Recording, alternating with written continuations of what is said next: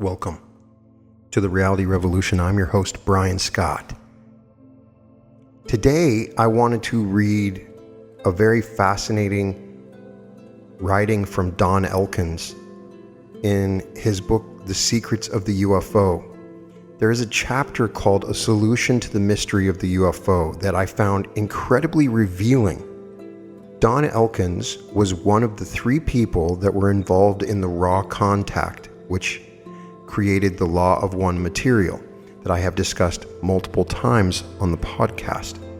Back in the early 80s, three people came together, Don Elkins, Carla Ruckert, and Jim McCarty, and they channeled an entity called Ra, a social memory complex from the planet Venus. I know that sounds crazy, but Don Elkins was a genius and an amazing researcher who was really the catalyst behind the raw material. I have a recent episode, which is a writing from Don Elkins, where he tries to discuss the secret behind the UFOs. He does another writing about this in this book when he discusses the solution to the mystery of the UFO. And it's a really interesting question when we look up into the skies with trillions of stars. Why haven't we seen any UFOs? And how do we interpret the UFO experiences that have resulted in a number of writers claiming that they've seen spacecraft? And now, in the modern age, we have these amazing videos that we have seen of objects that the military simply cannot identify that do crazy things, traveling fast and moving in angles and in velocities that are impossible with current modern technology. So there's a lot going on here that we want to understand, and this chapter is really good. So far on the podcast, we've begun to explore other writings, especially the ones that came in the 50s, from Orfeo Angelucci and George Adamski and George Hunt Williamson, that seriously resonate with the law of one material in their similarities in the things they discuss.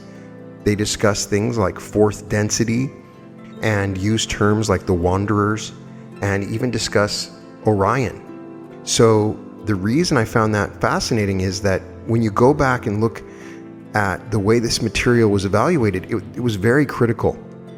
People really discounted a lot of these UFO researchers from the 50s. When I have read some of this material, I was surprised, thinking that it was going to be kind of corny or ridiculous, but a lot of it is incredibly interesting and valid. I recently read Van Tassel's work, The Council of Seven Lights, and that was also very interesting. So it's interesting to see Don Elkins go sort of behind the scenes and talk about channeling and what it means, what they're discussing, and why is it we can't see the aliens, and what it means when we do see UFOs. I know that a number of people are interested in this topic, and this helps us to further understand the law of one even more, where it came from, and what Don Elkins is thinking when he's asking these questions of Ra. A solution to the mystery of the UFO.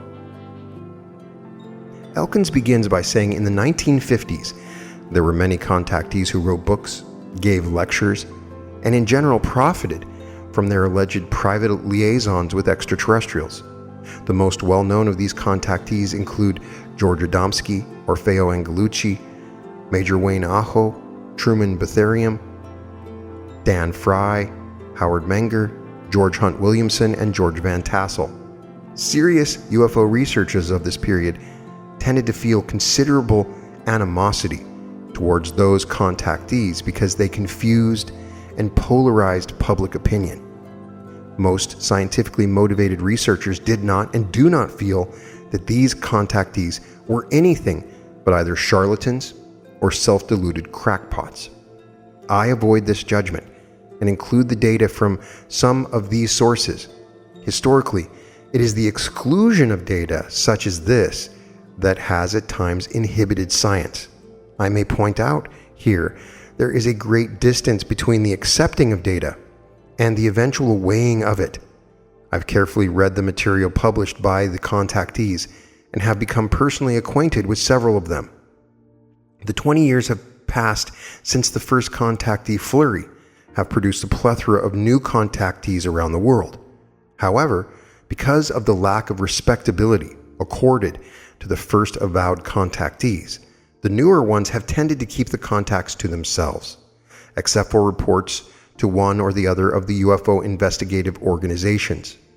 It has become downright unfashionable to be a contactee. I personally know numerous silent contactees and am familiar with the cases of others who have related their strange experiences with UFO knots only in strictest confidence. The important thing about all of these contactees is that there is a remarkable correlation of the information which they receive, which becomes apparent to anyone who has taken the trouble to research the available literature. One of the more prestigious silent contactees was cited in the television documentary UFOs Past, Present, and Future. Since he was a full commander in the U.S. Navy, it is not difficult to see why he was reluctant to have his telepathic contact publicized. Here is a partial account of the contact. It was made at 2 p.m. on July 9th, 1959 at CIA offices at 5th and K Street in Northwest Washington, D.C. Commander pointed out that during the latter part of June, he and another naval officer had flown up to Maine and visited Mrs. S. for the purpose of witnessing a contact and to interview the lady. Mrs. S., after the interview and contact, asked Commander why he didn't make contact himself. The officer then tried, but was unsuccessful. After his return to Washington, Commander was discussing the case with Mr. and Lieutenant Commander. Names are taken away at CIA. At the insistence of these two gentlemen, he attempted another contact and was successful in receiving messages from a person called Alpha, an inhabitant of the planet Uranus. Commander would pen his question on a large sheet of paper, questions put to him by others, relax, and some unknown force would guide his hand in writing the answers. During the time that the message is being transmitted is subjected to a very great physical strain. Of the many questions put to Alpha, some samples: do you favor any government, religious group, or race? No, we do not, signed Alpha. Will there be a third world war? No, signed Alpha. Are Catholics the chosen people? No, signed Alpha. Can we see a spaceship or flying saucer? When do you want to see it? Signed Alpha. Can we see it now? Go to the window, signed Alpha. Mr. Blank, Commander Blank, and Lieutenant Commander Blank all go to the window. Question, are we looking in the right direction? Answered vocally, yes, signed Alpha. At this time, approximately 1400, 6 July of 1959, these three men saw what they have indicated was a flying saucer. They described the object as round, with the perimeter brighter than the center. Lieutenant Commander Blank checked with Washington Center radar and was informed that for some unknown reason, radar returned from the direction in which the ship was supposedly seen had been blocked out at the time of the sighting. On July 10th, 1959, Major Friend, in the company of Commander Blank, visited the office of ONI to study the case file of Mrs. Swan. The record indicates that Mrs. Swan has been in touch with the following persons from the planet Earth system: Alpha Uranus, Krill Jupiter, Alamar Mercury, Ponar Mercury wanted to leave human race alone to stew in its own juice, and Ankar Centaurus. The Navy indicates that through these contacts, Mrs. S has been able to answer technical questions beyond the level of her education or background. The case contains records of some of the exchanges that Mrs. S has had, and while there is some loose mention of how spaceships work and of what they are made, there was little value indicated that the Canadians had exploited this scientific angle. The S blank record indicated there was an organization, OEEV, which means the Universal Association of Planets, and that the organization has a project EU or UNS Earth which is being conducted. What this project was to accomplish was not mentioned. In George Hunt Williamson's book, The Saucers Speak, we find some interesting correlation with the Silent Commander's contact. Williamson was reporting on his 1952 contact by radiotelegraphy and telepathy. He included contacts with Alpha of Uranus, Ankar 22 of Jupiter, and Ponar of the planet Haton in Andromeda. This is an example of the correlations I'm talking about. one of these would prove nothing. Dozens of such coincidences begin to add up to a reasoned description of a theory which makes some sense out of the massive UFO chaos. One note, in dealing with these contacts, you have to remember that Alpha, Ponar, and Ankar 22 are most likely not denizens of our particular density of reality, and therefore would not be visible to astronauts landing on their planets. The really significant bulk of correlations becomes evident during the reading and deciphering of the messages and meanings of the alleged communications. I have selected a small, representative portion of the millions of words of contactee communications that I've read through the years in order that the essence of what I have come to believe is the message from the UFOs may be made easily available to the reader. I make heavy use of the Hatton source in these 2 chapters to come because the material has been gathered by the experimental group which I set up, and consequently I have the confidence of knowing precisely how the information was obtained. I am in a craft high above you. I am aware of your thoughts, even though I am quite some distance above. I am at this time in a craft which is capable of interplanetary flight. This craft has been seen by some of your people. It will shortly be seen by more of them. It may shortly be seen by yourselves if you look for it. The time is closely approaching now when we must be seen much, much more by the people of this planet. The time is now closely approaching when we must create a high degree of inquisitiveness among your people. They are quite inquisitive at the present, but they are not yet seeking. This is what we intend to do. We intend to provide a stimulus for them to increase their seeking. The larger percentage of your people, although interested in our craft, are not sufficiently interested to seek an answer to what they see. This we intend to alleviate by stimulating a more intense interest. And Yolanda channels an echo of this reason for the continuing UFO sightings. Remember the purpose of these sightings. They are only to open the minds and hearts of the skeptical ones. And another contactee, an Arizonan, relays this from his source. The man whose body and mind I am using to speak to you is being used by his own full cooperation. Had he not reached out, I would not have been beamed him in an answer. Yet all who reach out are not answered, for all do not reach out in honesty of purpose. Some wish to acquire some personal gratification of the moment. Therefore they do not reach a point of open acceptance necessary to receive me. I am beamed to many on your world. This man is not unique. It seems that they want the people of Earth to seek on their own some answers to the mystery of the UFOs. I am speaking to you from a craft known to you as an Atavena. It is a very, very large craft compared to your standards. It is several miles in length. We have been aboard this craft here above your planet for some number of years. It is like a world in itself and is used for intergalactic travel. Aboard this craft, we have all of the facilities that you have in your world, plus many others. They seem to be describing an often cited cigar-shaped mothership, which is normally not in our dimension of reality and is therefore not usually visible to us. An interesting correlation here is from the book Oahspe, O-A-H-S-P-E, written by Dr. John Ballou, Newborough, first published in 1882. The book is said to be the product of automatic telepathic writing. Oahspe tells of etheric beings traveling to Earth in spaceships to aid in the evolution of mankind.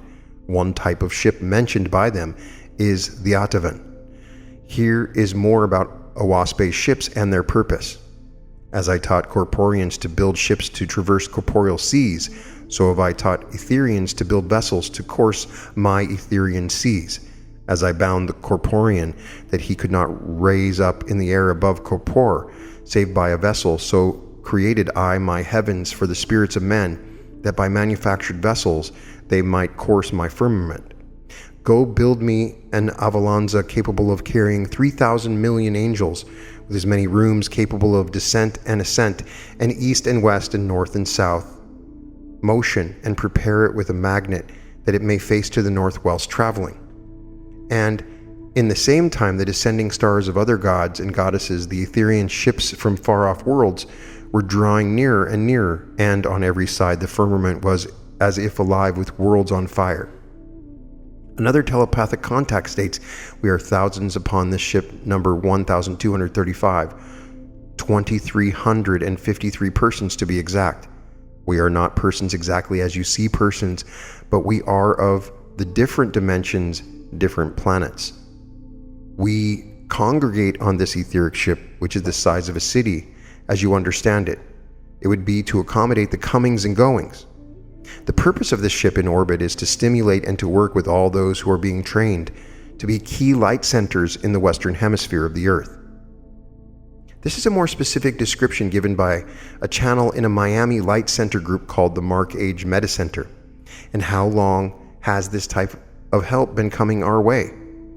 We have attempted throughout what you would consider ancient times on your planet to bring to mankind, to those who would desire the knowledge that is necessary for experiencing all of the infinite experiences created by our Creator.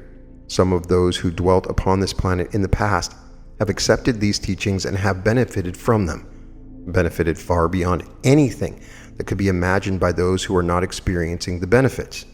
We have attempted for many of your years to bring to all of those who desire the teachings, the very simple teachings that allow you to know all.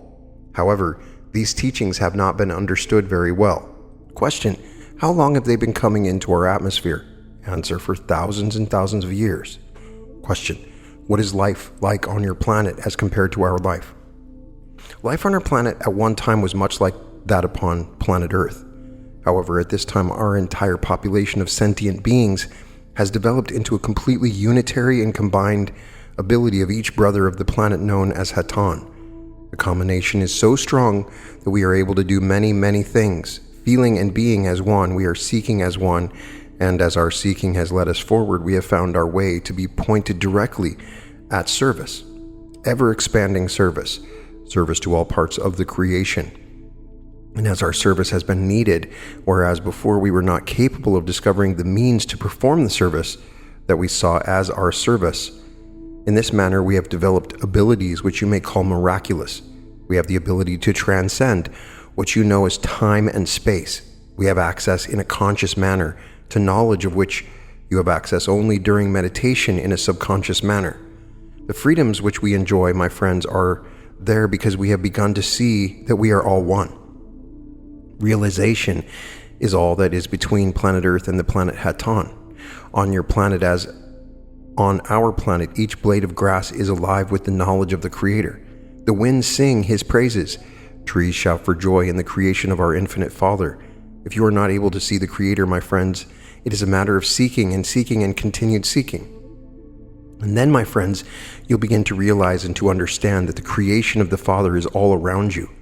Planet Earth, my friends, is indeed a lovely planet. It will soon be vibrating in a vibratory manner which is far more associated with realization of the Father's creation. Begin to realize and move with your planet as we moved with ours. There is only that which is in your mind and within your consciousness and within your faith, between pain, the lack, and the limitation which you experience, and the complete freedom which in our vibration we experience. Here we find Haton identification once more in another reference to seeking. When they speak of the vibrations, they are saying in another way that they are not within our physical reality. There's also an indication here that the planet Earth may be moving into a different vibration or area of reality. We have aided many other planets within this general vibratory level. The aid is given to this level by us because we are, shall we say, at the next level of awareness and are able to communicate to those people who wish to enter into understanding which we share. We have dealt with many planets who are beginning a new phase of vibration. We've aided many a graduating class, and we have done so successfully. We have also failed, not once but several times. It is completely possible for us to fail if it be the will of the people of the planet we are attempting to aid.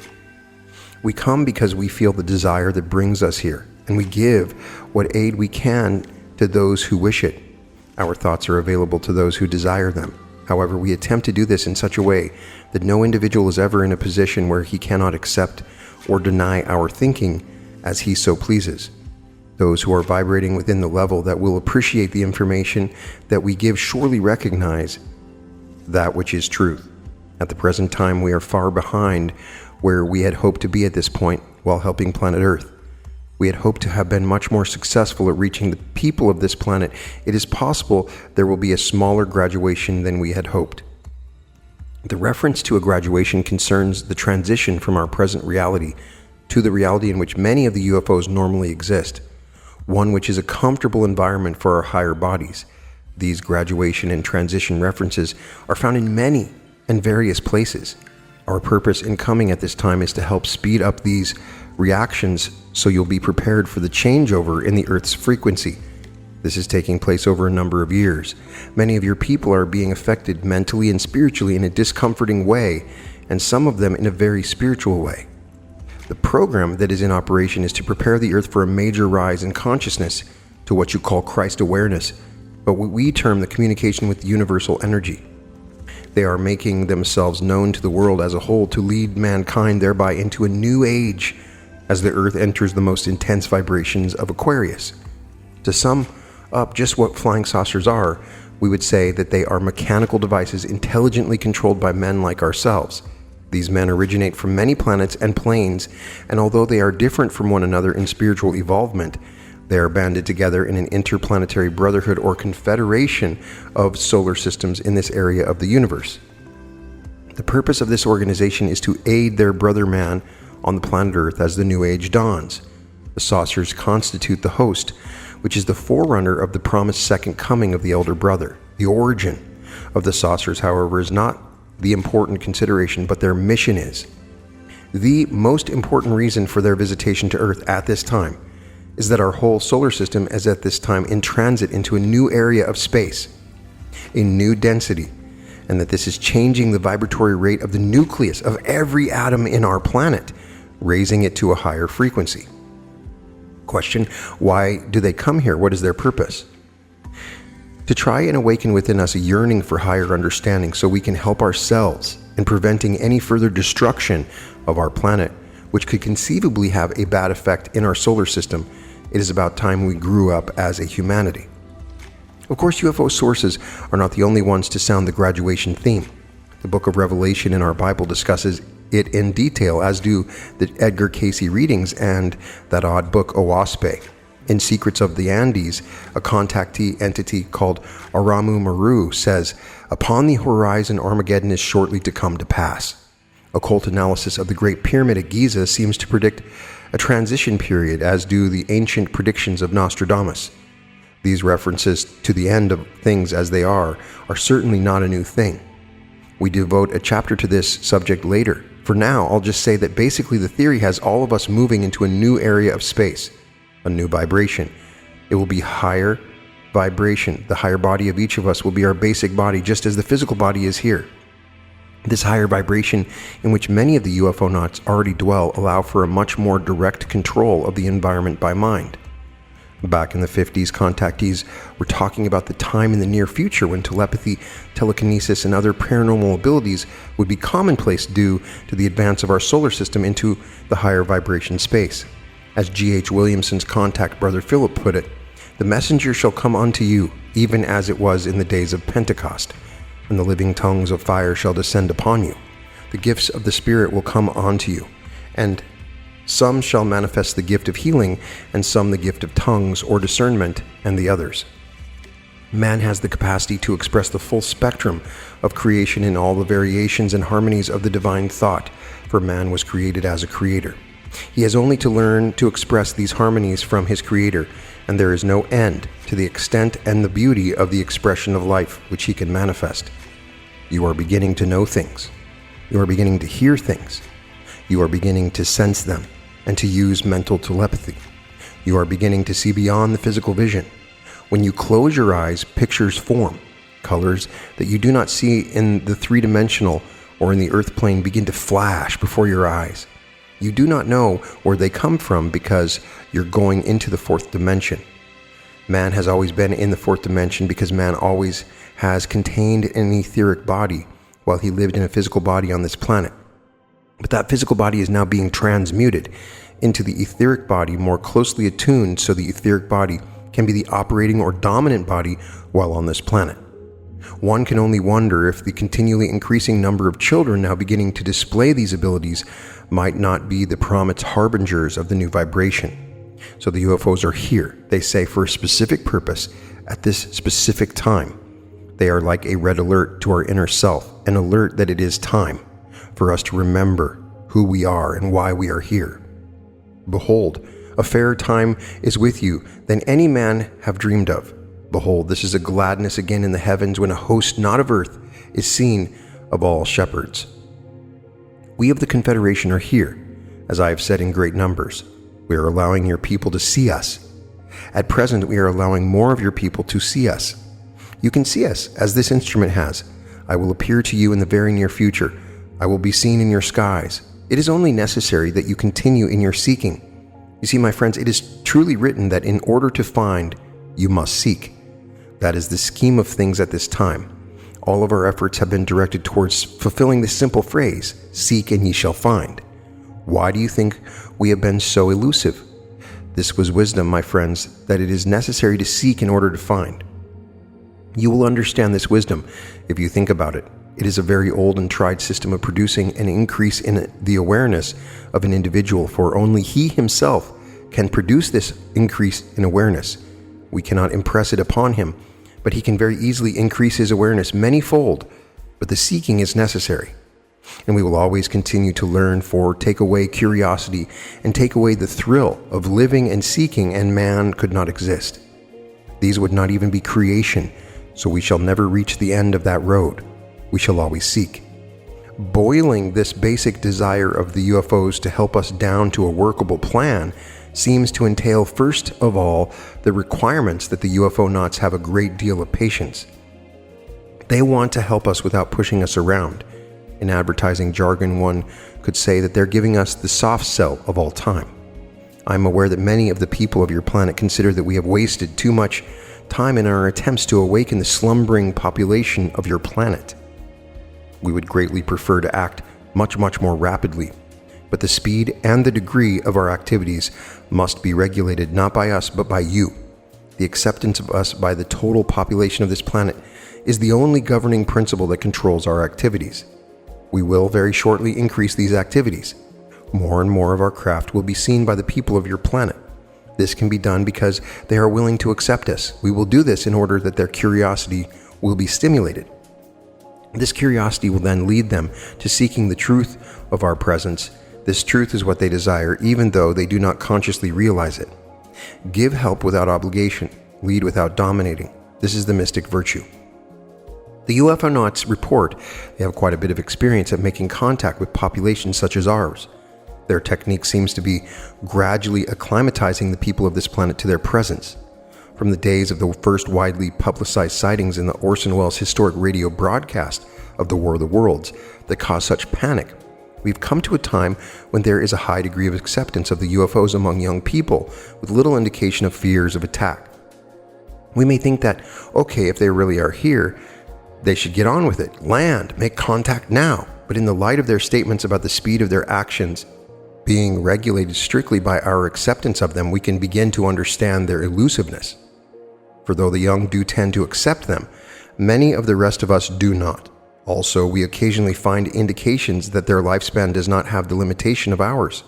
As the contact Huva tells Puharich, we occupy our physical bodies for about 1 million years at a time. This would definitely make a time difference of 50 or 100 years much more acceptable. We of the Confederation of Planets in the service of the Infinite Creator are here to serve you. It is a great privilege, yet we must remain aloof. This is our understanding of proper service, for in serving your fellow man, it is necessary that you serve his exact wants and needs. You cannot determine for him what these are. Therefore, if his wants and needs lie outside the limits of your ability or your desire to serve, it is best that you remain aloof as we. There are, however, many of your people who desire exactly our service. For this reason, it is impossible at this time to come among you. For this reason, it is necessary at this time to act through instruments such as this one. It is necessary that an individual is to make progress in a spiritual sense, that it be a result of inner-directed seeking of his own rather than an outer-directed commandment given to him by an organization of a religious or other nature. For this reason, it is necessary that we do not make ourselves too generally known and accepted by the people of your planet. If we were to do this, then the inner direction of their seeking would be, for the most part, lost. This is the basic reason for the conditions that you experience in your present physical environment. These conditions have been selected by yourselves and by others, and they are a natural consequence of the creation so as to act upon the consciousness of the individuals and create an atmosphere which will produce the inner-directed seeking for truth of which I spoke. Unfortunately, many of the people of this planet at this time are so involved with activities that are of an extremely transient and unimportant nature, they do not have opportunities for experiencing the growth of an awareness that is necessary in order to accomplish the seeking that they actually desire. We of the Confederation of Planets in the service of the Infinite Creator have attempted to balance between too much exposure of our craft to the people of this planet and too little exposure. If we were to become too much a common phenomenon so that our presence was beyond question, then we would eliminate, at least in part, a large interest in seeking for spiritual truth. This may seem to be a strange or unusual point of view, but we have observed this in the past. And since the basic reason for the physical isolation of a people such as yours is to cause an inner-directed seeking, then it is evident to us that we should follow as closely as possible this plan. Our craft and our people have visited this planet many, many times in the past. This was done only after the civilization that we visited was ready to accept us. This was done only after the civilization had reached a satisfactory level of inner-directed seeking of the truth of the creation, and therefore it was displaying the principles of love and brotherhood that are the products of this seeking. We are at this time forced by conditions over which we have no control to visit the civilizations of your world. Even though they have not reached a state of spiritual awareness satisfactorily high enough for our contact, this presents a problem. The problem is that we must approach a part of the peoples of this planet without distressing the rest. We are attempting to do this. It is necessary that the evidence of our visits and our communications be of such a nature that it can be rejected or accepted by anyone who is exposed to it. There will be, unfortunately, a degree of infringement upon the people of this planet who do not wish to accept our contact. This is an unfortunate condition, but it is one with which we must deal, since at this time it is necessary that those of the people of this planet who are seeking truth be given truth. It will not be necessary to prove to these people that we are giving them is truth, for if an individual has reached an understanding of truth through the inner-directed seeking of which I spoke, then he will recognize this truth when it is given to him. It is therefore only necessary that we, by some means, that we will not disturb those who are not seeking our contact, give to the rest of the people of your planet that which they seek in the form that is suitable. This then is our service, to lend a helping hand up the ladder of spiritual evolution to that part of the people of this planet at this particular time, a time that is unique in the history of this planet, a time that must be dealt with in a more direct and forceful way than previous times and experiences in the history of this planet. We are extremely privileged in being able to offer this service to those who seek it, and our service is largely given to them through the process of their daily meditations. If they are to avail themselves to this service, it is necessary that they do so through meditation. It is not our policy to fraternize with the natives of any of the worlds we supervise. We did that in eons past, and it brought disaster to all and gave rise to fantastic legends in your own world. Karmically, we cannot overrun or overrule, as you would put it in your own parliamentary terms, your mass desire. We would not do that. Do you understand that? You are there to set up the desire and to help them to have the desire for us, but we cannot interfere or cannot overrun them. Please understand this basic rule of the universal law. Please, it is very important. Don't expect us to come down and force you into seeing us or accepting us. This must be accomplished from the earth plane level. Please understand. We must remember that according to universal law, our space visitors cannot interfere with our progress on Earth. Since the Earth is only a classroom in the Father's many mansions, certain lessons must be learned before Earthman earns graduation to higher spheres. An 8th grader doesn't enter the 1st grade to make fun of the students because they do things more simply than himself.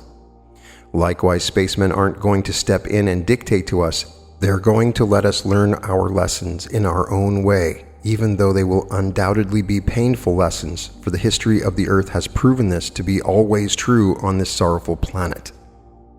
The space people themselves state that by universal law, They cannot interfere with man's progression upon the earth. The one thorniest question asked of ufologists is, why don't they land? Or put another way, why don't they make contact with our government? If you accept these contactees' messages, then this thorny question is thoroughly laid to rest. The UFO nuts in this particular group look upon planet Earth as a place with one function, the growing of people, not their bodies but their spirits. Hence they are concerned only with this people's spiritual growth. They are celestial gardeners here to enrich the etheric soil of mental communication, which is available to everyone through meditation. We cannot come directly to you and land upon your surface and speak with you, for it would do no good. We must provide a spark, a clue, something for a start of seeking that results in finding the truth that is within you. This, my friends, is the only way to help the people of your planet, for they must help themselves. They must find the truth that is within them. They must initiate the seeking. All that we can do is to provide a stimulus for their own initiation of this seeking. We of the Confederation of Planets, in the service of the Infinite Creator, avail ourselves to this knowledge through meditation. For this reason, we do not come among your people, giving them our service directly, for we are aware of the detrimental effects upon them in doing this. Our service is aimed at what they actually desire. What they actually desire is an ability to realize truth. In order to give them this ability, it is necessary we bring about a condition to cause within them a personal seeking of service and a personal seeking of knowledge of the truth of the creation.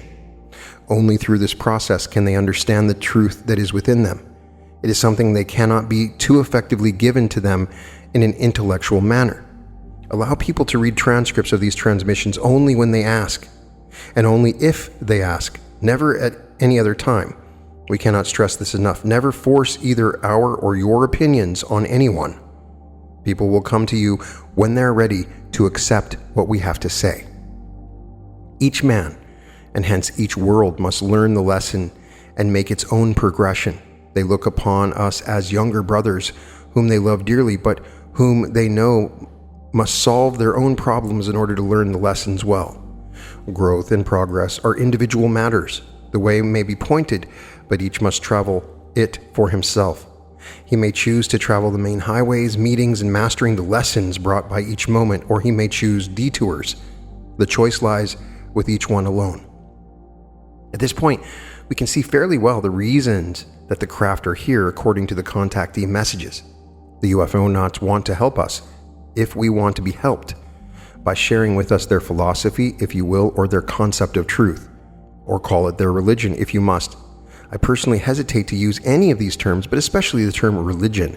There's a good deal of feeling caught up in the word itself. Many scientists think that the studies and beliefs of religions are unscientific, and many clergymen find science to be unreligious or even sacrilegious. I would like to remove this discussion from both camps and refrain from getting tangled up in semantics. Whatever your bias, just look at this data with an open mind. Remember, there are always problems encountered in the communications of both scientific and religious concepts. There is another consideration too. In studying these contactee messages, we must make allowance for the limitations of vocabulary and religious and scientific expertise of the telepathic receivers of these contact messages. If they could only repeat that which was to some degree comprehensible to their own minds, therefore we receive largely simplified versions of the original UFO nuts concepts. Yet these views are most provocative. Here an entity from Hatan blends science and religion in a discussion about life itself. Life is composed of two materials. One of them is what you might call consciousness, the other is light. But my friends, consciousness is love and light is its physical manifestation. All that you are able to experience in the way of a physical universe is composed of one ingredient. This ingredient we will call light, since this word is closest to what we wish to express, and it is the only word that we have available in your language to express the building block of our Creator. Originally, the Creator expressed a desire. This desire was expressed in a state of consciousness that is best described in your language using the word love. The Creator, then expressing desire through love, caused the creation of all matter. He caused the creation of light.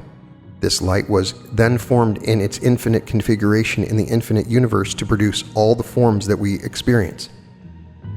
All of these forms then are molded or generated through the expression of consciousness that is love. They are composed of a fabric that is light. For this reason, we greet you each evening with the statement, in his love and his light. For this then encompasses all that there is. The consciousness creates, and the fabric that is love and light. The love that produces the configuration of light occurs in what we term various vibrations, or using a word in your language that is not sufficient, but somewhat descriptive, frequency. Love occurs then in various vibrations or frequencies. These vibrations or frequencies are the result of free will.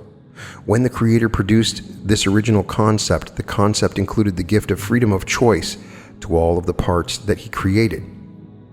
These parts are then totally free to change the original thought. In doing so, they change what you understand to be the vibration of some portion of the original thought. Each of you here this evening have a vibration. This vibration is yours and you have control over it. Your freedom of choice has created the love that manifests the light that is the fabric molded into your physical form. This is the simplest analysis of all created forms of all the creation. Each part of it is able to utilize its own consciousness through the principle of freedom of choice to vary or change the original vibration. The creation, therefore, continues to be self-generating in an infinite variety. This was provided for in the original thought of the Creator. It was provided that He might generate in an infinite way in an infinite number of forms. Through this use of freedom of choice, man upon planet Earth has generated many forms. Some of these forms were never envisioned by the Creator with the original thought. However, they were allowed for due to the principle of freedom of choice. This is perhaps the most important principle in this creation, that each of the Creator's parts be able throughout eternity to select for themselves what they desire. In experimenting with this desire, there has in some instances become a slight problem in straying away from thoughts and desires that would be most beneficial. In experimenting with these desires, some of the created parts have lost contact with the original desire. This has occurred in many places in this creation. We are here at present to communicate to those who desire to find their way back to the original thought, information leading those who desire the path back along the path to the original thought. It is necessary that we act in such a way as to lead only those who desire this pathway along it, therefore not violating the principle of freedom of choice. As I was saying previously, each of you, as do all parts of this creation, have a particular vibration or frequency. This vibration or frequency is the only important part of your being, since it is an index of your consciousness with respect to the original thought. When an individual is aware of life in its infinite sense, he is also aware of the benefits of matching this vibration with the vibration of the original thought. It is our effort to match our vibration with that of the original thought. This is the reason that we of the Confederation of Planets in the service of the Infinite Creator are here now. For the service that we perform is a service that would be in harmony with the original thought. This then produces within us a vibration more harmonious to the original thought. We are attempting to give instructions to those of the planet Earth who would seek the instructions how to produce within themselves the vibration that is more harmonious with the original thought. This, as I have stated before, was demonstrated upon your planet many times before by teachers. The last one of whom you are familiar was the one known to you as Jesus. He attempted to demonstrate by his activities his thinking. His thinking was in harmony much more than those about him with the original thought. His vibration was therefore much more in harmony with the original vibration.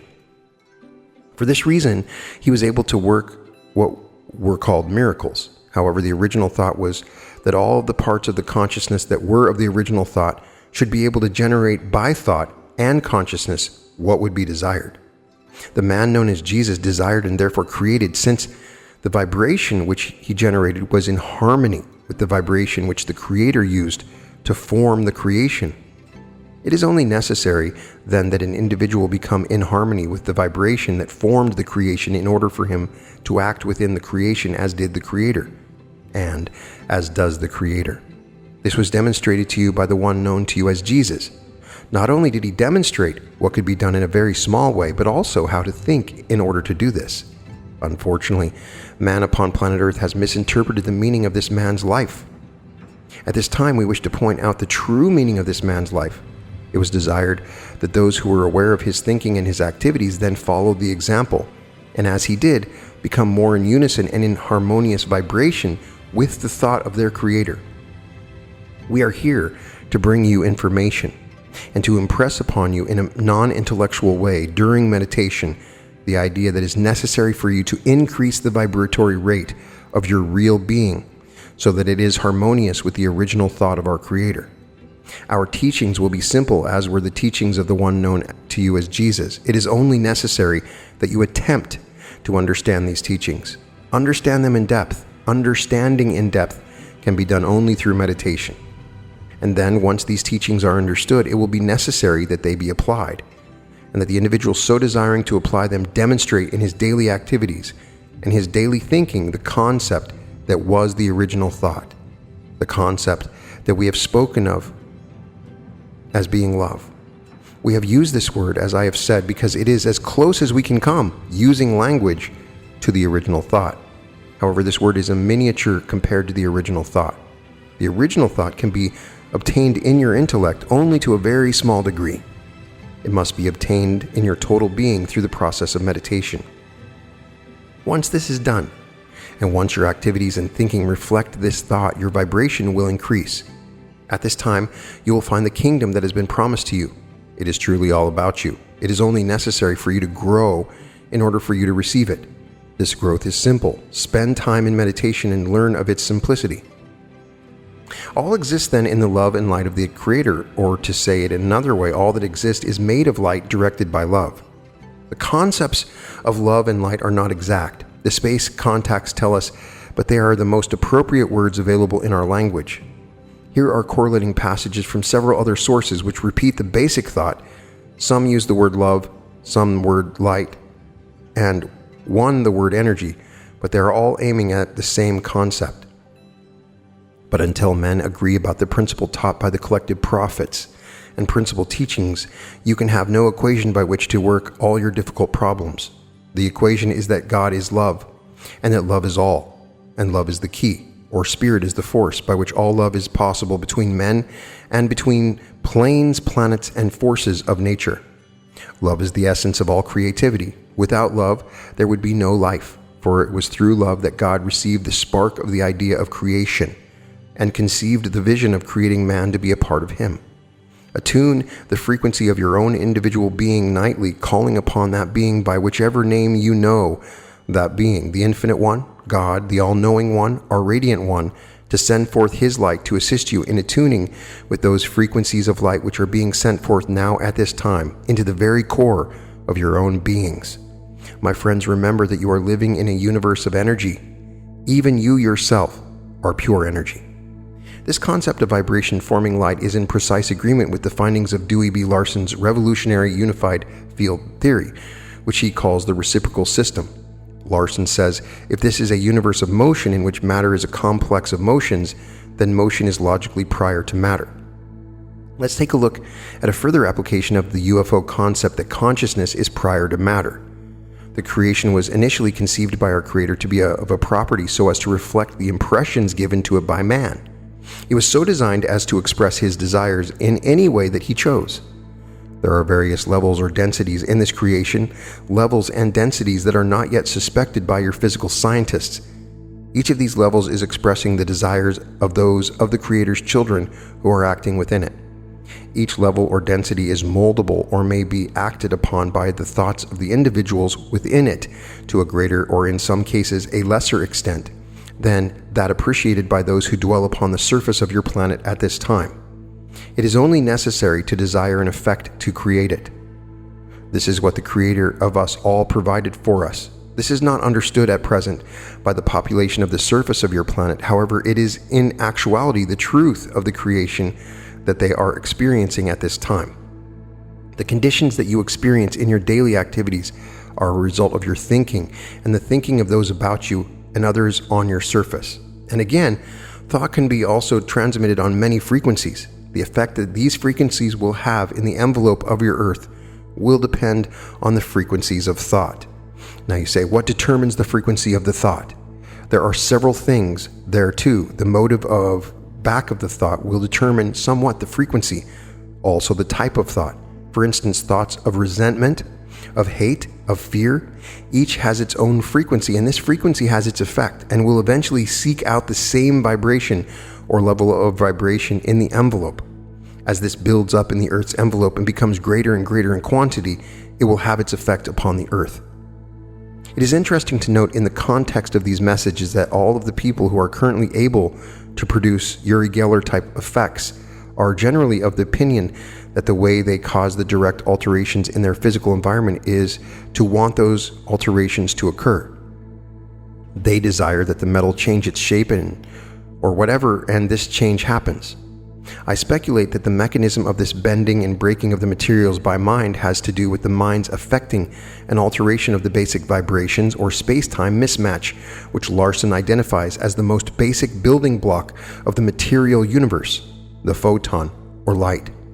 A much greater refinement of this ability would be theoretically to allow the individual to create his own reality by arranging the vibrations of the fabric of space-time as he desired. As he thought, so would it be. It is the reported condition in the finer planes of existence as reported by astral travelers, too numerous to cite. Indeed, the ability to cause changes in our environments by our own efforts of will seems a desirable talent to cultivate. The UFO nuts tell us how to go about achieving fantastic abilities. The instructions are seemingly simple, yet because of their need to put their concepts into our language, there's always the big question of whether we are able to fully understand what they mean. Seeking, my friends, is, as we said, extremely important. First, I would like to explain why seeking is important. Seeking is a way of growing. It is in truth for the people of this planet at this time their only way of truly, rapidly growing, my friends, in a sense that is spiritual. The people of this planet at this time are almost all children in a spiritual sense. Most of them are not at this time seeking spiritual growth. This is very important. If an individual is to rapidly grow spiritually, all of us throughout all of space are growing in a spiritual sense. However, some of us are growing much more rapidly than others. The reason for this growth is simply that these are the ones that they are seeking. It is written in your holy works that it is necessary to seek if you are to find. This is the reference to finding spiritual enlightenment. This is in reference to developing the awareness that is necessary for man on earth to develop if he is to take his rightful place in the creation. We of the Confederation of Planets in the service of the infinite Creator are aware that seeking is necessary if one is to get where he wishes to be, and he wishes to be at a higher state of awareness. Look about you upon your planet. There are many conscious beings in many forms of life. There are the animals and birds and the fish and man on earth. And each has a state of awareness, but it seems that man has the higher state of awareness. And yet we tell you that this awareness is very minimal, and the awareness of man on earth can be raised to an awareness that he would consider godlike. But my friends, this is what was meant for man to have. This is what was the original concept of the Creator, that this awareness would be possessed by all of his children. This is what is necessary to seek if you are to find this awareness. The reason that it is necessary to seek this awareness is that it cannot be given to you. It is something that each individual must find for himself. It is not a difficult thing to find. It is a very simple thing to find. It is only necessary that the individual go about seeking in a proper way. We are here to attempt to aid those who desire our aid in seeking our awareness to find it. We will not attempt to confuse those whom we wish to aid with complex lectures on various problems and concepts. We will simply give to them the simplest of the Creator's ideas. For my friends, his ideas are not complex. It is man, especially man on earth, who has made a complex set of rules and conditions for spirituality. The Creator's concepts, my friends, are extremely simple. This we are here to bring to you. It is only necessary, then, that you seek an understanding of this simplicity. Then upon understanding it, demonstrate it in your daily lives and in your activities and associations with your fellow man. Then, my friends, the awareness that was meant for you will be yours. It is an extremely simple process. It is only necessary that first man on earth seek. Seek, my friends. This is what is necessary. This is the first step. Seek awareness. Seek the spirituality that was meant to be yours, and surely you will find it. For this is the Creator's plan that all of his children should have this. Seeking, my friends, is extremely simple, and yet through the powers of your intellect, with the best intentions, it is possible to make it seem complicated. There is the complication in your vision of the concept of time, and there is the complication in your vision of the concept of space. And you say, where and when may I seek? In what place may I find holy ground? And at what time may I seek the Creator? My friends, you are the Creator, for the Creator is you. And my friends, as it is written in your holy works, the place whereon you stand is holy ground. There is no complication in time, for all time is here and now. There is no complication in place, for all place is here and now. My friends, there is not but seeking, there is not but the Creator. It is only necessary for you to turn inwardly into the light and enter the light. These words are poor, but they lead the way to a new understanding. It is not necessary to have the most perfect meditation or the most proficient spiritual moments in order to be seeking. It is necessary only to turn your will. So we must desire, we must have the desire, and then we must be willing to work for it, to practice, to develop. You see, we have many powers within us, greater powers than you can imagine, but we must develop them, you see, and we master one. As we master one, we become aware of others, and we master them. And so we do, on and on, but it requires great effort, especially in the beginning. As you gain more confidence in yourself and in your powers to do these things, you see, it becomes easier and easier, for it becomes like a natural state to do this. So we're supposed to seek. But how do we go about seeking? And what is the object of our search? They say that there are many ways, my friends, of gaining what you seek. However, what you seek now will change. It will change as you seek. For this is the nature of seeking. For as you seek, you will find, and as you find, you understand. And as you understand, you continue in seeking, but at a different level. So do not attempt to understand that which at present seems to be beyond you. Simply go within, and you will be led to an understanding that will place you upon a new plateau from which you will be able to view much, much more of reality. Seeking, my friends, is not a direct attempt to understand each intellectual question which crosses your mind. Seeking is the attempt to know one's Creator. There will be in your seeking an unfoldment of understanding. Each step will show itself to you. When it does, raise yourself upon it so that you may find the next one. We bring to man of earth understanding, and yet we cannot speak to him and cause him to understand. We cannot communicate through channels this understanding. We can only point our directions for his seeking. For it will be necessary for him to change his point of view, and to change it, he must understand, and to understand, he must seek. There will be many paradoxes in your seeking, for this is the nature of seeking. But as you continue, these will dissolve, for you will reach a new plateau and a new understanding. And the seeming paradox you will have bypassed will appear in its true light. Meditation, my friends, is the only method of which we know to allow an individual to rapidly form this new basis for his understanding. For this is not dependent upon preconceptions. It is not dependent upon definitions of a language that was never intended for spiritual seeking.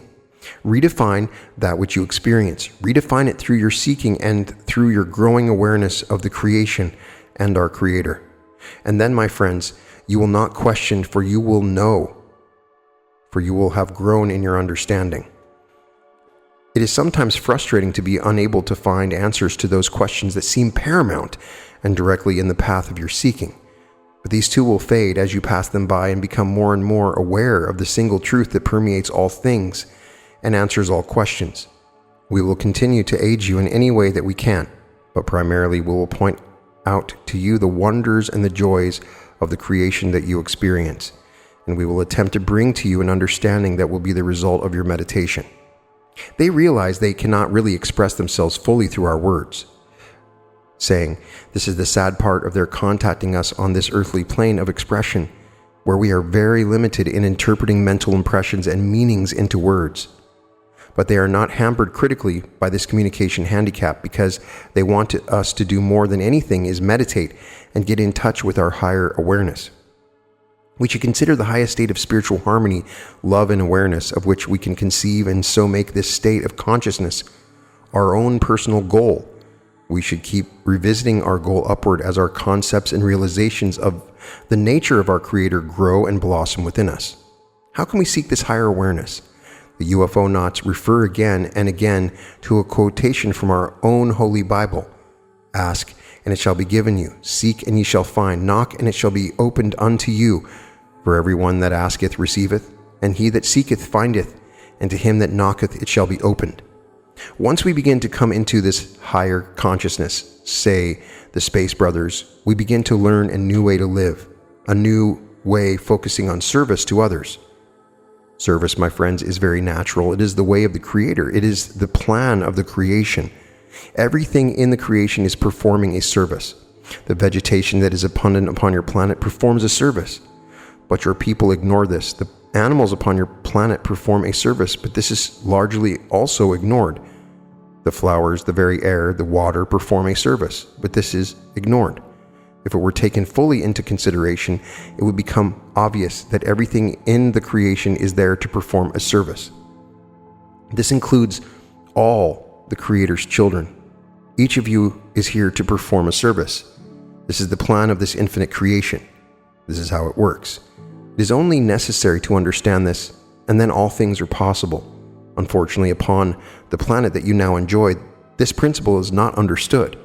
Very, very few of those who inhabit the surface of this planet understand the simplicity and totality of this plan. It is the way the creation functions. It is only necessary that you understand this, and then perform with the best of your ability. Perform these services to your fellow man, and then you too will be functioning the way that the Creator of us all planned. We must learn in spiritual work to be flexible, to be open, to be of service to one another. It is because all things are interrelated and all parts of the whole must cooperate with each individual segment of the whole, flowing to one another the priceless energies and the goodwill of love and comradeship, which must bring forth the highest in each part of the living creative force field on the planet at this time, and with those who work in and through the planet at this time. The Lord answered, "Serve thy Creator by doing good unto others with all thy wisdom and strength, and by being true to thine own highest light, and all knowledge shall come to thee." You cannot grow by taking in all the truth and beauty of the inner life, which you can find in just holding it there. You must bring it forth into your daily life and live as best you can by its tenets and share it with others who ask to know. We may only grow by being agents in the great river of life, which flows into our world from our Creator. We must let our light shine forth. If we do not give of that which we receive to those who seek in the same spirit that it was given to us, we become a full and stagnant pond, and we can receive no more. I gave the light of life that you might extend my action, that others might feel the joy of me that are in darkness bent, who are trouble blinded and cannot see that I am there. All right, we understand we should attempt to be of service to others, but that is not as simple as it might seem. How are we supposed to go about determining what service is? Service, my friends, is an extremely difficult task to perform effectively. It is necessary to first define the objectives of true service in order to understand how one may serve. There are two classifications under which all services may be divided. The first classification includes those services that are of a transient or unlasting nature. These are the services that you perform in your daily activities for your fellow man, and they are truly services. But there is a test that may be administered in order to determine whether the service performed is of a transient or unlasting nature, or whether it should fall into the second classification, which includes all services of a permanent and non-transient nature. The test is to determine whether or not the service is of such a nature to cause spiritual growth for the one served. This, my friends, whether it is known to the individual or whether he has forgotten, is in truth his only real objective. The people of your planet are for the most part in a state of ignorance with respect to their real objective, which is the evolvement of their spiritual awareness. This then is what must be served if the second classification for service is to be met. Each of these two classifications are desirable, and we would like to perform for the people of your planet acts which be classified under both classifications. However, since we are aware that the second classification is by far the most important of the types of service that may be performed, it is necessary at this time to postpone performances of services of a direct way to aid in a physical or more transient nature. We are quite fortunate that we are able to act as we are doing now to provide the people of this planet with information that they may use in order to augment their seeking in a spiritual sense. Fragpati said, "Quick now, seize the goal, go forth practicing thy light for others, and it will grow giant-like." And Job was strong in faith, almost mad with the delight of such wondrous change, and he rushed forth commanding in the name of Jehovah, raising up hundreds and thousands, even as he had been raising crystallizing. Love is mental or spiritual and can be undone with your thinking. Love through your thinking is the only way. Outward expressions of your love do not mean anything unless they have love in the thinking behind the expression. The reason for life, in the physical sense, is to experience service, for this is very effective in creating a deep and complete understanding of the Creator's plan for the creation. In this plan was the concept of service. Through his love, he instilled in each of the parts of this creation the desire to serve. This desire to serve is within everything that exists. It is within the planet that you walk upon. It is within the vegetation, the atmosphere itself. Everything about you exists to serve, and unless an entity becomes involved too deeply in thoughts generated as an action of his freedom of choice, he will maintain his awareness of his desire to serve, as does the vegetation upon your planet, as does the atmosphere that you breathe, as do we of the confederation of planets in service of the infinite Creator.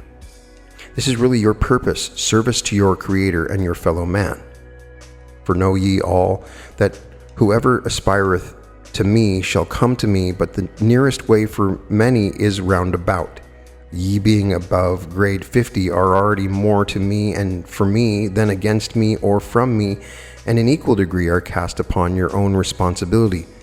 For such is the light of my kingdoms from the first to the highest. To the child no responsibility, to grade 25 1/4, to 50 1/2, to 75 3/4, but to the emancipated in my ethereal realms responsibility not only to self, but to all who are beneath, wherein my highest worlds are responsible for the lowest, being bound unto one another through me for the resurrection of all. In this day am I come to deliver my gods down to the earth, to walk on the earth with mortals, raising them up in my name. From Owaspe. You have desired our presence, and we are with you. We are of the confederation of planets in the service of the infinite Creator. We are always with those of the people of this planet who desire our presence. This is our service to the people of this planet at this time. This is our technique of seeking. It may seem strange that we would seek through service, but this is our understanding of seeking. It is stated in your holy works that it is necessary to seek in order to find. We have found many ways of seeking. One of these is to serve your fellow man, and this is our form of seeking at this time. We are seeking understanding of the Creator, for this is our desire. We are seeking this understanding through service, through serving our fellow man on earth and aiding him in his desire to understand the Creator. And through aiding him in fulfilling his desire, we aid ourselves in fulfilling our desire. For in doing this, not only does man on earth perhaps learn more of this creation and the Creator, but also we, for it is a law of this creation that only through service may one be served. In serving others, we serve ourselves, as even does man on earth, for this was the original idea that generated the entire infinite creation, the idea of mutual service, the idea of mutual understanding, and the idea of mutual love. This we are bringing to man on earth, an understanding of that is within him, an understanding of that which created him, an understanding of our service and the need for his. It is unfortunate there are so many that do not understand the true principles of this creation. We are attempting to help them realize this truth. It is within them, and this is our service, to help them find what they desire to find, the realization of the thought that generated not only them, but all that there is, and the thought that provided that all that there is act in such a way to serve all that there is. We wish to help you find the Father and His blessings as we have done. Sharing with others is one of the great pleasures of life. You will never know great happiness until you can share the love of the Father with someone else. We are all one, beloved ones, and to serve others is only to serve yourself. The ideals of both our churches and our statesmen are very much in line with this space brother philosophy of service to others. It is just that on Earth, we seldom manage to put these ideals into action. Missionaries and diplomats alike want some return for their service. Indeed, the UFO concept of foreign aid is a revolutionary one. So there's a lot more that you can read from this book, The Secrets of UFOs by Don Elkins. And there are a number of wonderful chapters, particularly check out the chapter on the Wanderers. But I found this to be super interesting. There are a lot of people that discuss the Fermi Paradox, and they say we should absolutely have proof of intelligent life, and we don't, and it's a paradox. The paradox is not a paradox. These intelligent civilizations exist in different densities, not in just one. Our understanding of light and reality in general makes us limited in our understanding of when we look out in space what we see. We're only looking in third density, and in third density there are very real limitations for what we can see. And we expect to hear something by radio. We have SETI, the search for extraterrestrial intelligence is seeking out radio signals, when most of these civilizations are using mental telepathy, and there is no way that we would hear their radio signals. So the question is, why do we see the UFOs? And why haven't we had proof? Of course, the common thing is, now that everybody has a phone, nobody has any pictures of UFOs. Well, of course not. They don't want to have absolute proof of the UFO. There has to be the mystery to it. And so they will appear before starseeds or people that need to be enlightened or have catalyst, but it's always in very limited situations. Check out my interview with Brian Larson. He actually saw a UFO, and I believe he's a starseed. There's so much more that we can get from this, but there are UFO alien intelligences all around our universe, and they are in many cases much more advanced, and we do not fully understand them. Here we have a better understanding of Haton. Haton is an actual planet, and the entire planet lives as one, working, seeking out to give service. And continually in this chapter, they talk about seeking, and that's what we should be doing. You get the underlying comment that Earth's in trouble, that most people on Earth are not aware that they need to be of service, that they don't seek, they don't meditate, and it makes me sad. I see that too. Personally, with my channel, I've tried to make meditation fun, because a lot of people don't enjoy meditating, or it's tough, or they don't have time to do it. But here in this, they're saying that you can find these portions of understanding, you can seek out through meditation, and that you can become of service. Service is emphasized here as a way of seeking, as a way of understanding the original thought of the Creator. And we get an idea from this also that we're trying to vibrate closer to the original thought. And in Haton's case, when they vibrated closer to the original thought, amazing things became available to them. They could actually perform miracles. They were godlike. And I believe that's what's going to happen to us. We can do this together. And this podcast is just a result of your seeking. You sought out this information and somehow you clicked on this video. And this just is a part of that process. I'm sharing this because it was a portion of my own seeking. And when you're watching and listening to my podcast, you're just experiencing my seeking with you. And the many that listen to my podcast are probably close to the same place in seeking. So when I'm presenting these videos, oftentimes it's coming from a place of ignorance, wanting to understand. I'm seeking. So I'm seeking, and I'm trying to understand service and what it means and how to be of service and understand the lessons of love. And there's just so much. I love the channelings from this particular chapter, and I will go back to the archives and try to find where these came from. But there's a lot of interesting channelings here where they're really discussing what kind of ships they're on, how they communicate with us, what planets they're from. Those are questions I always wish they would have asked Ra more of. What was Venus like? What did the planet, what kind of architecture? What did the people do? What kind of technologies did they have? Those are questions I wish they would have asked, but they never did. I understand.